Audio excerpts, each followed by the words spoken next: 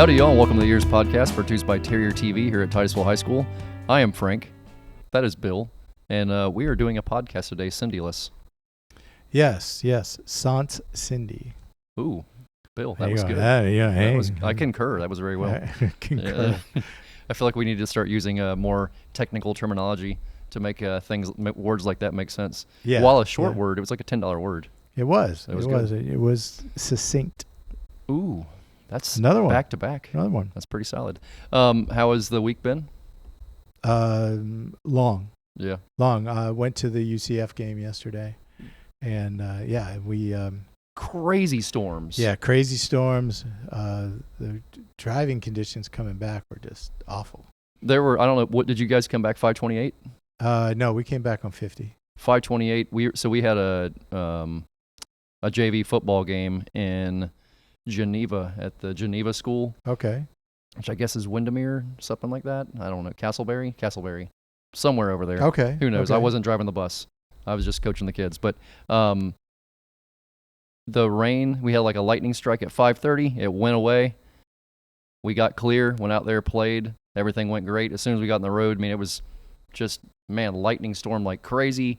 Cars wrecked in the median. We came across so many wrecks. Mm-hmm. It was insane. But yeah, I mean, thank God everything went well, and we lit that team up. Oh, good. Yeah, lit them up. Oh, Last good. week being sick, I went from playing the game against Masters Academy down in Vero Beach. When we came back on the bus, as soon as I got in my car, I just went ahead and went from there to the hospital. It was, right. Man, I was so sick last week. It was crazy. I don't know what this crazy bug is going around, but it is not a good time. Uh-huh. But it got you. Got your number, huh? Man, it kicked my butt pretty good. Yeah, no joke. But yeah, that's thank you for doing the announcing last week. Oh yeah. Really appreciate that. Thanks for covering me. I'm very excited about our guest today. Now you've met him. We sat down and had a conversation, not in person. We sat down. We had a conversation on the phone about ear stuff, talking about ears and interns and a lot of different things. Oh, that's right. Yeah, he's a pretty awesome fella. I'm looking forward to chatting with him. Yeah. You ready? Yes, I'm ready. Let's do it. Okay, so today on the podcast, we are joined by the president of Florida Tech, John Nicklow. Dagnabbit. I was going to butcher it either way, John. That's okay. Either way I went, I was gonna find a way to butcher that. Thank you so much for taking the time to be here with us and chat all things Florida Tech. And it's just, man, this is exciting. Thank you very much. Oh, my pleasure to join you. John, so tell us a little bit about your journey and how you got into, man, you're the president of a very, trying to think of the technical word for here, the word I was using earlier that made so much sense. Prestigious local university.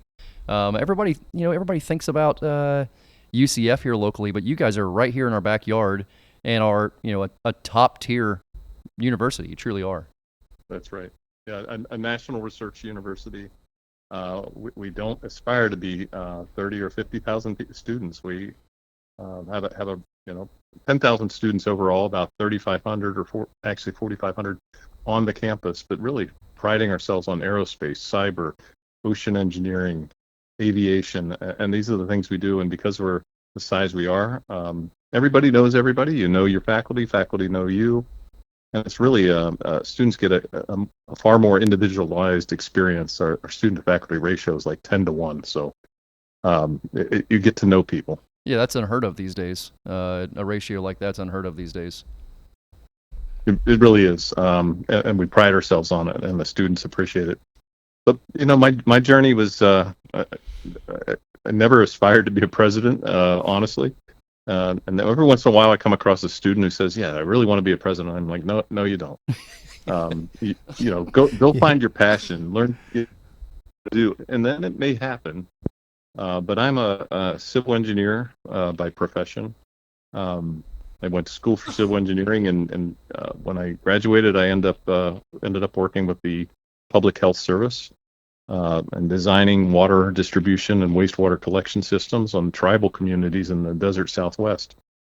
Did that for a few years as a commissioned officer, and just realized I missed learning, and I missed the learning environment, and I had done some minor teaching as a teaching assistant, and I really missed that. So Actually went back to night school, started my doctorate by going to night classes, and then went full time. And I said, okay, I'm going to jump in the faculty ranks. So I started as an assistant professor of civil engineering.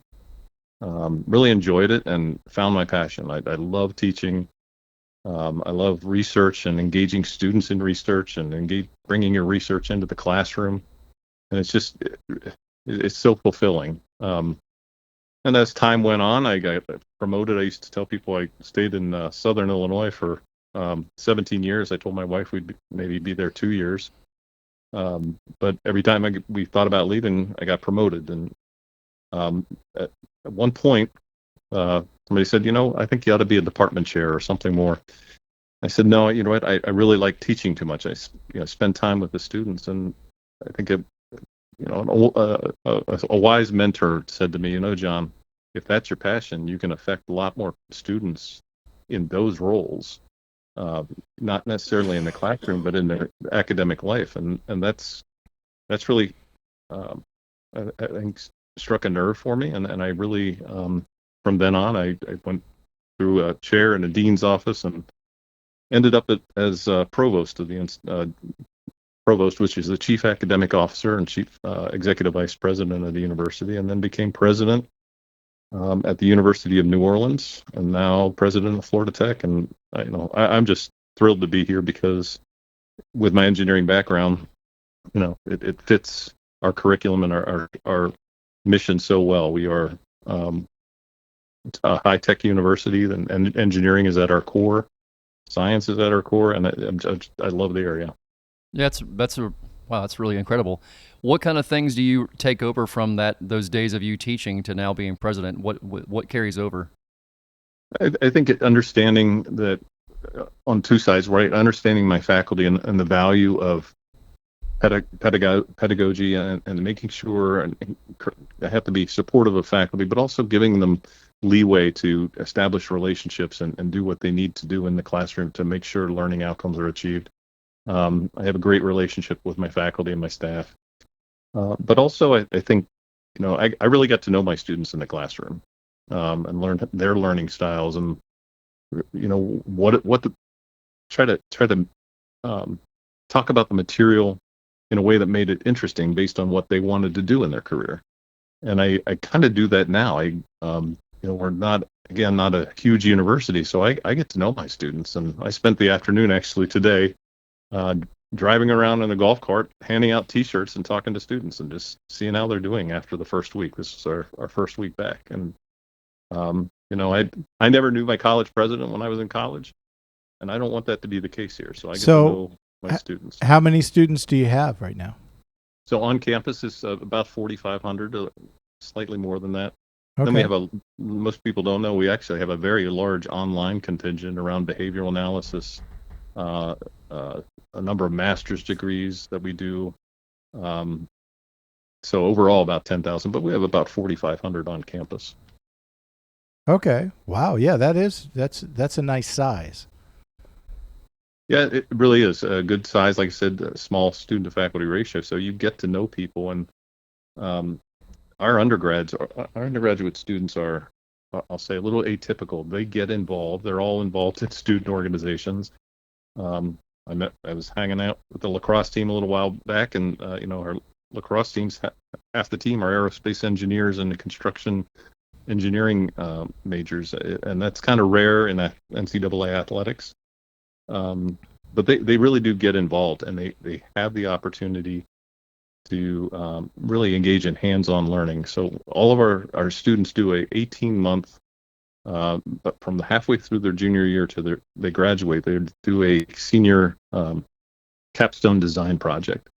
And so they really get involved as a team. So you'll have a team of ocean engineers, construction manager, mechanical engineering, and I've added a business student to each one because we all need some business sense.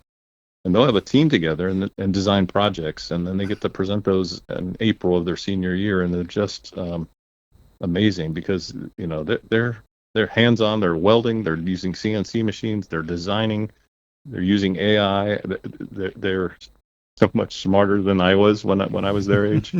And I hear it from employers all the time. We love your students because they hit the ground running, and they're some of the best.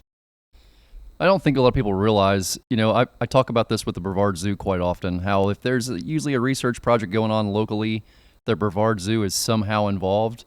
And what a lot of people don't realize is, for the most part, you guys are involved in pretty much anything research-wise happening as well. How many different, you have any idea how many different local research projects you guys have going on right now, and some of the unique things that are happening? Yeah, I couldn't count, honestly, hundreds. It's a lot, yeah. Yeah, and they range from sort of internally funded to federally funded, state funded, or by other nonprofit or agencies.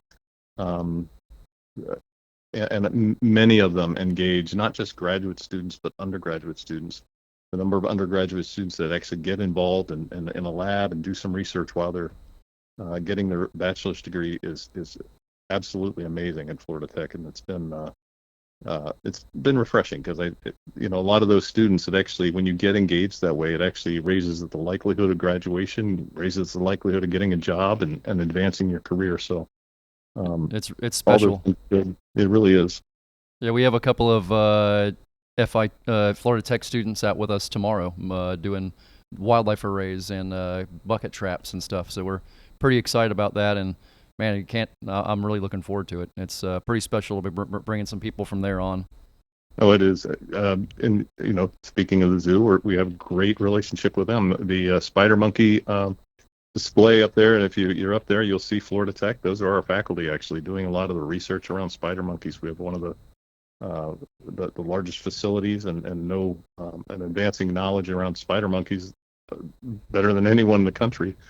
We're also working with the zoo on the future aquarium, creating a consortium of universities that do K through 12 outreach, but also research around aquarium research and education. So really a great relationship.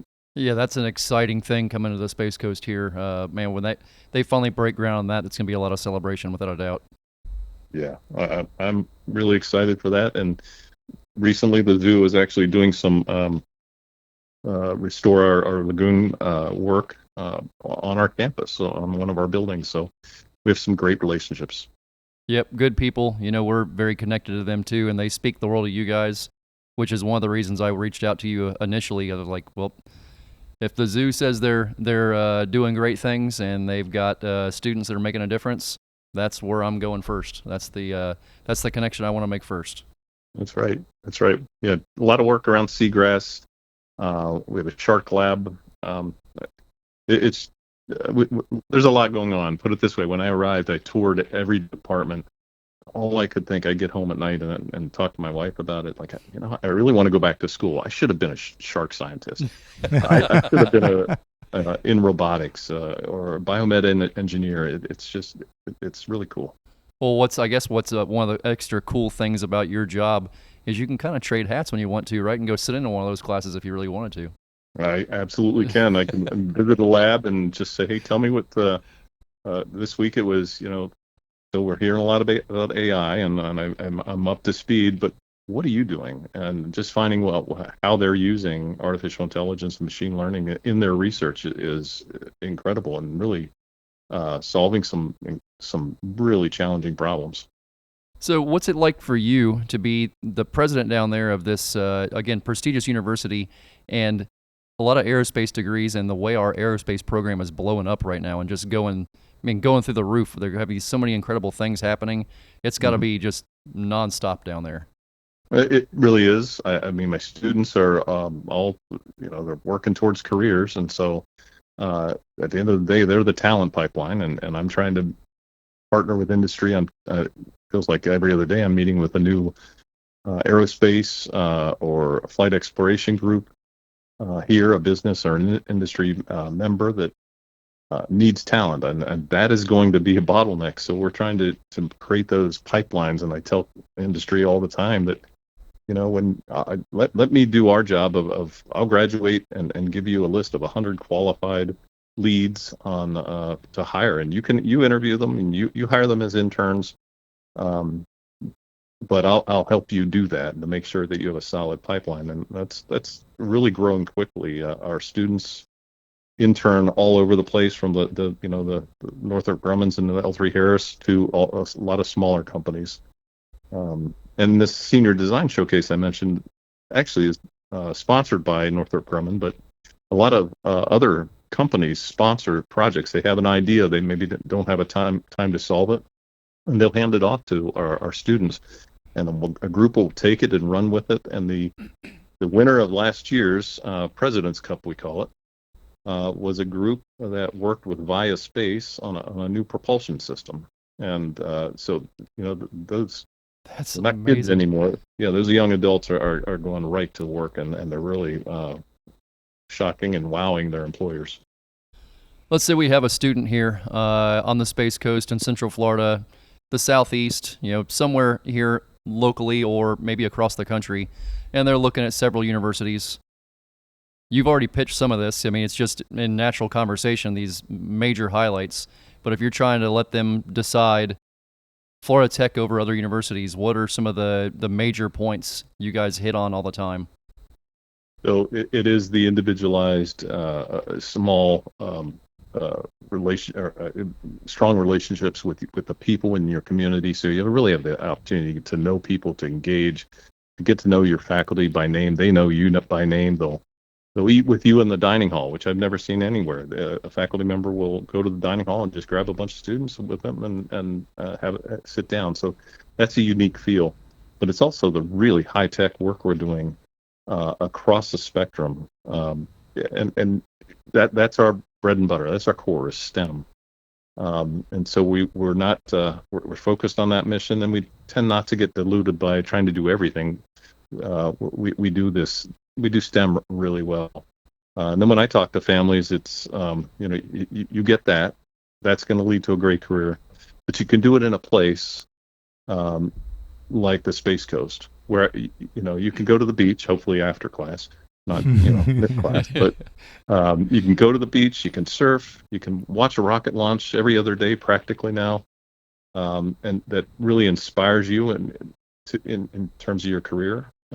So we kind of have the best of everything, and a really beautiful campus. We have one of the most beautiful campuses I've ever visited. The landscaping is beautiful. The buildings. We have a new residence hall coming out of the ground now that is going to be a state-of-the-art living facility for our students. So just a really lot of positive things happening right now. So I was change the gears here, I guess. Tell me about your sports programs. You guys have some pretty interesting sports programs, don't you? That's right. We're part of the Sunshine State Conference, which is a Division II athletic league, NCAA Division II. And I'm trying to think here. I think we have 12 sports. Men's and women's lacrosse, soccer, swimming, track and field, cross country, volleyball. Gosh, I'm going to miss one. And obviously, men's and women's basketball. So really a great group. And we call those students scholar athletes because they really are scholars first. And every one of them is, working hard on a degree. The GPA of our scholar athletes is actually higher than the rest of the student body. Wow. So we're not just recruiting a young man or young woman who is great at lacrosse. We're bringing them in because they're also a great scholar. I know a young man who plays baseball for you. Oh, and I forgot baseball and softball. I knew I'd forget something. Yeah, and that's why I had to bring up baseball. But anyway, he has really good things to say about your school and your programs. Yeah, they so I where I was president previously was Division I, and that today comes with challenges. I think you're seeing all the changes in the NCAA and particularly Division I. There's parts of that I do not miss, and what I really like about Florida Tech is we've preserved amateur athletics in Division II, at least today, and our students are still scholars first. So I that appeals to me, and I tell every one of my scholar athletes, I've been where you are. I played college football. And it was when I was looking at schools and getting recruited, I remember thinking, I really want to be an engineer. And so many schools told me I could not be an engineer and play football because of the time commitment. Right. Oh yeah, it's intense.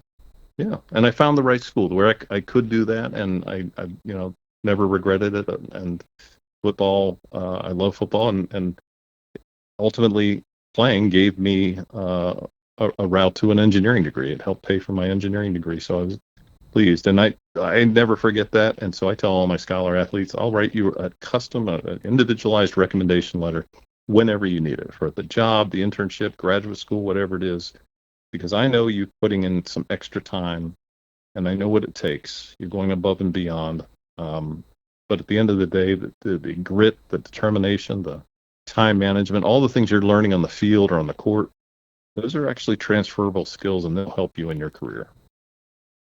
Yeah, absolutely. I mean, I think it's just extremely valuable to, for the young person and for the universe, and it creates a community. Any kind of sports creates a community. And I love, the students really come out. We'll at soccer game, lacrosse game, they will come out, pack the stands. Volleyball's one where we get some fans typically, but not pack the house. We pack the house, and the place is rocking, and I love it. The school spirit is fantastic. Volleyball games are the best. Oh yeah. Well, any kind of thing of fun. That just makes the school just feel more like home. If you if you know those people and you're rooting for those people, it's like family. Yeah, and that's a big part of it. The school's a size where those students know each other. So the volleyball players, you got the rest of her residence hall coming to cheer her on. Yeah, that's great. That is great. John, we really appreciate you taking the time to chat with us. Man, this is very exciting stuff you have going on down there. And just thank you for everything you've done for us here at EEARSS. I love the connection. Super appreciate it. And buddy, nothing but the best for you, please. Sounds good. I look forward to continuing to work together. Anything we can do to assist you, where we are, and we love the partnership. Yes, sir. Looking forward to getting you out in the field. Sounds good. All right, buddy. Thank you for your time. Have a wonderful day. You too. All right, we'll see you. Thanks. Bye. Yeah, people, we were talking about this before the podcast started. Florida Tech is not something that's thought of secondary. It's just something that a lot of people don't think maybe is available to them, or they think maybe it's too high end. That's a school that should be one of the first schools people on the Space Coast are thinking about. It's right there. It's in your backyard. Mm-hmm. If you want to stay local and get the top end education, it's right there if you want it. Oh, it's right there, and driving distance away very easily. Yep. And like he said, it's a small school. If you're looking for something that you're going to have that touch with, that you're going to know people and not just be this nameless, faceless blob, that's what you know. Yeah. I remember a class at UCF where I want to say it was an anatomy class. There was 500 people in the lecture hall. Mm-hmm. Yeah. You weren't going to have any one-on-one conversation with a teacher. It wasn't going to happen. No. It wasn't going to happen. You were lucky.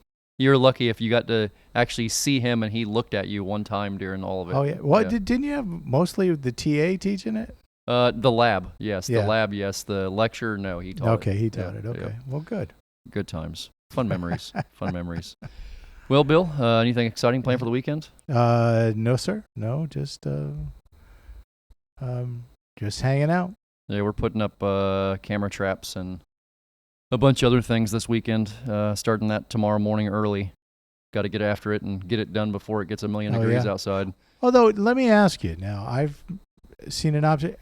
It just feels to me like it has been cooler. This past week and a half definitely has. Our first 2 weeks of football, which were practice, which we practice every afternoon from 4 to 6. We had days where it was 110 degrees in the football field, where we were going 5 minutes on, 5 minutes off, because it was just if I'm standing out there and am hot, the kids are. Sure. So we go 5 minutes in the shade and drinking, then 5 minutes back to it again. But you can't do any cardio. You can't really get into anything deep. But This past week and a half, it's been every bit of 15 to 20 degrees cooler on the football field. Yeah. Yeah, it hasn't been over 95 one day on the football field, which is Mhm. a very noticeable difference. Very noticeable. Which is odd. difference.